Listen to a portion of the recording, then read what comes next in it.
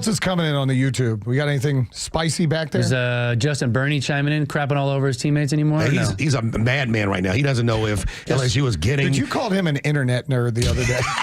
Message board nerd. Message board nerd. He's very tuned in to a lot of stuff that goes on in and around college football and recruiting high school kids and everything else. And the only way to be able to do that is if you just are a keyboard nerd and you are all over the message boards and you spend time doing that. So what part makes him a keyboard nerd? Because I follow the same stuff he does. Do you consider me a message board nerd? If you want to be, I do not. Titles, I 100% call you. I'm do happy not. to do it. No. I'm just saying, where's that line of delineation that makes him one? Is it all the rumors that he texts us and where people's flights are going? And it's kind of nerdish. It's all of it. It's all of it. It's just the amount of time you spend in your life working on that information. I think what you like him being back and forth, like he's now back in on Lane Kiffin. Like him living and dying by every update that we get on Lane Kiffin is like, that's just over the top. Well, he's emotional, and a lot of people are emotional. Is emotional. We were talking about how many times do you have to change a college coach?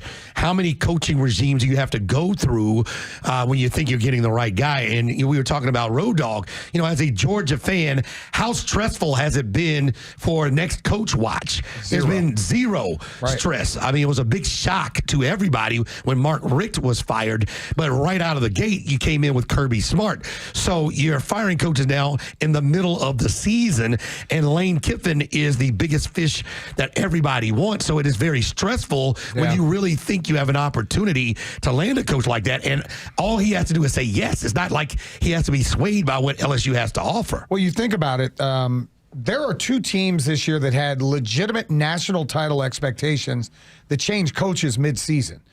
Penn State was preseason, 2 or 3? Mm-hmm.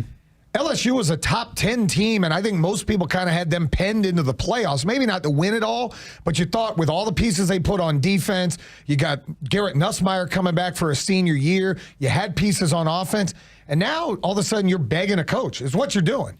You're basically out there at the bar at 2:30 a.m. They're playing semisonic closing time, and you're going, please, Lane, baby, let me take you out. I'll take you to brunch in the morning. You're showing them off your Lambo and you're showing them off your penthouse and you're doing anything you can to woo them. So I can imagine it's stressful. And you think about it, if Lane tells whomever no, he tells Florida or LSU no, what's next? Because the next thing is not going to make them happy. Unless the next thing is Nick Saban and he comes out of retirement, which isn't going to happen, or Urban Meyer leaves the broadcast desk.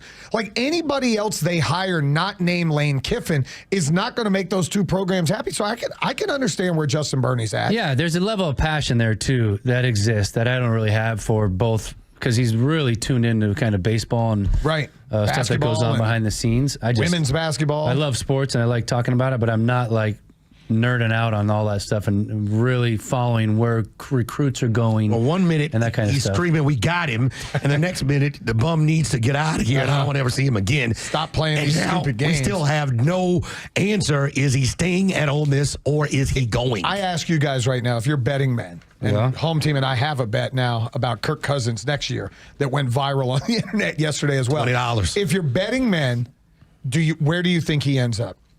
I think he's leaving. I'm doing a 180. I thought he got Ole Miss to a place where he would never have to leave. They wanted relevancy.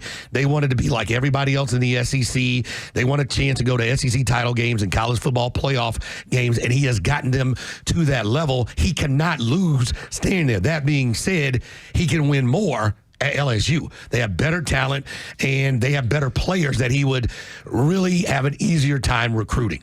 That becomes such an interesting argument because I know I'm on the side that Ole Miss isn't winning national titles. It's just not in their history. It's not in their DNA.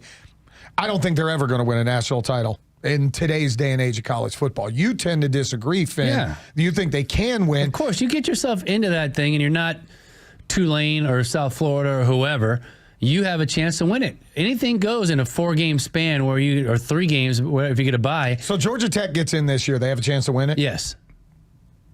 You're going to say that with a straight face. Can anybody get hot at the right time? Yes. Yeah, I mean, and Haynes King and that offense can get going. Yes, they do. Improve on their defense. Yes, they have a chance. Guys get it's hurt. Not. You say it's not a. They don't have the history or the pedigree. Right. Home team. I mean, John, football is not what it was. It doesn't matter with the anymore. transfer portal. That's a different era of football history and how things were. It doesn't matter. I'm not going to say the passion matters. None of the stuff that took place before the playoff matters anymore. John, you probably it's a know. reset. Who is the last team to win a title where you said that team will never win a title? The one that in college found football? a way. Yes, I'm trying to figure out who that is. It might be Auburn. Maybe. You know, the Cam Newton year kind of came out of nowhere. But Auburn had historically been solid. Yeah, Now, they count Ole 23. Miss has been really solid lately. They count 23 titles now. A few years ago, would you expected TCU to have been in the national championship game? Now, they got embarrassed, but they got there. Right. Yeah. No, nobody would have expected them to be there. So they were a game away from something the ball bouncing, or guys getting They hurt lost or whatever. 65 No, to it was more than one bounce. I know. I understand what happened. They would have were need there. Georgia to not be on the flight for that game. But no, you're probably the last team truly that won it. Auburn is a good one. Georgia Tech in 1990, nobody expected them to win. And then BYU in 1984. BYU is Outside that has been Blue Blood City. Yeah. truthfully, and I hate to throw us in there. 1983, Miami was not supposed to win a national title. Except for Clemson. They're the Dabo. Dabo Was did Clemson that. a team you thought highly of before Dabo turned that thing around? No, because it was called Clemsoning. What about Right. Florida State before Bobby Bowden? He made that. But Something more recently, Clemson yeah. had a national title in, was it 1981? So at least they had won one. Okay. But they weren't considered a blue blood. And then Dabo, an incremental climb. So maybe Ole Miss can. But I think to Home Team's point, you can recruit at a higher level at LSU. Yes. History shows that outside of Brian Kelly, anybody that's been the coach has won a national title there. Yeah. The three previous coaches had all won national titles there. So I think you can. History shows you can.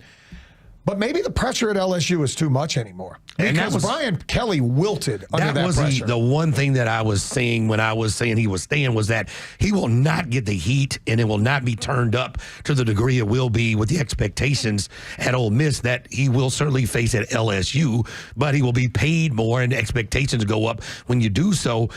The question is, if you want to win, though, and maybe he can win more than one, if he has the opportunity to win, maybe has a chance to win more than one. As a coach, where do you feel you can win more consistently and win the biggest? Is Oregon?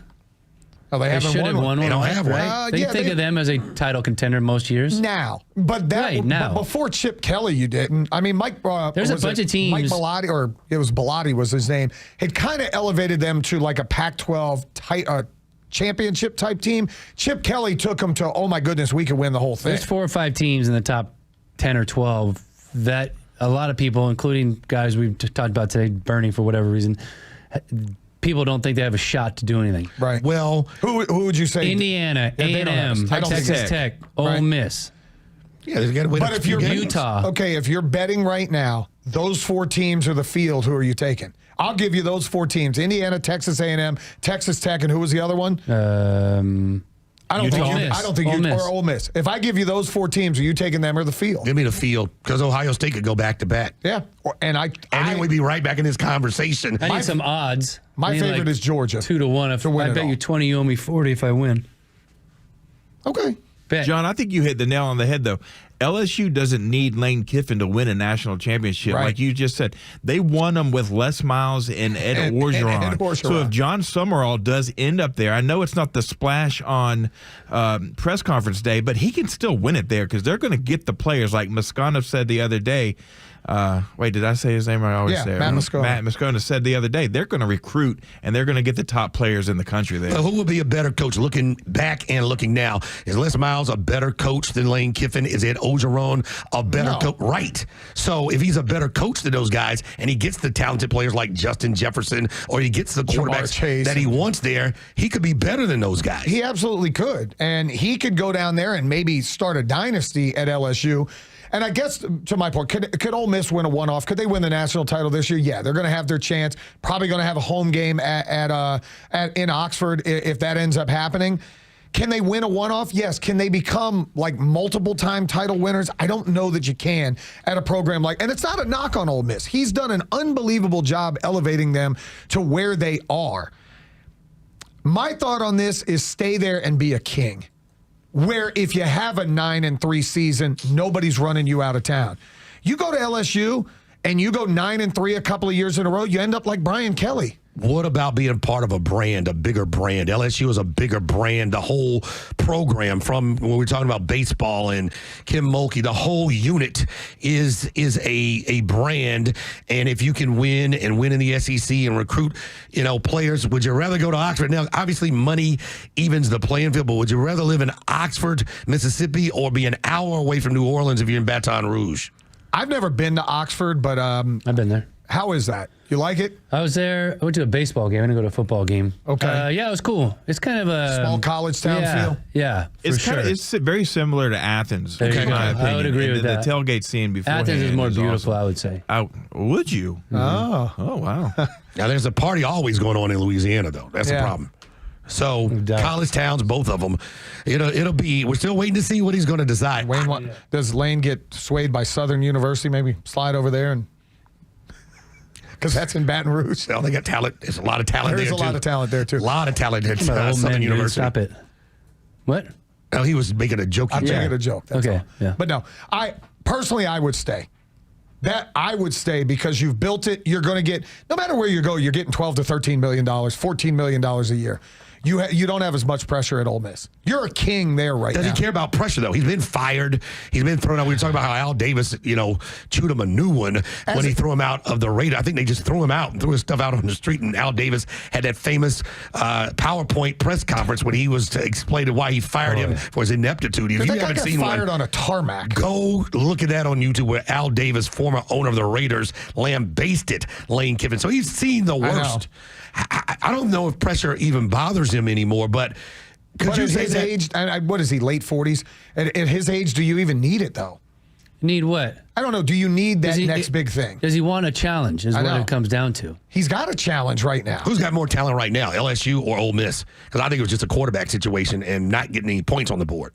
So right now, he's playing with a Division III transfer or a D2 transfer at quarterback. But if he can do that. So LSU had more talent. That's what I'm saying. If he can do what he's doing with a quarterback who wasn't even playing big boy football last year, what could he do with legit D1 talent with LSU type of recruits? Our buddy Travis Stroud texted, said, how about Lane Kiffin here with the Falcons?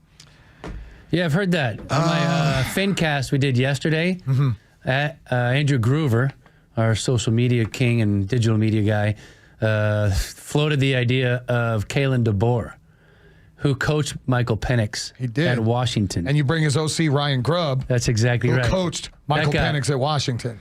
That got some run yesterday and was not good from the Alabama fans. They don't like you messing with their business. Well, they hated Kalen DeBoer like 8 weeks ago. No. So I guess they love him now.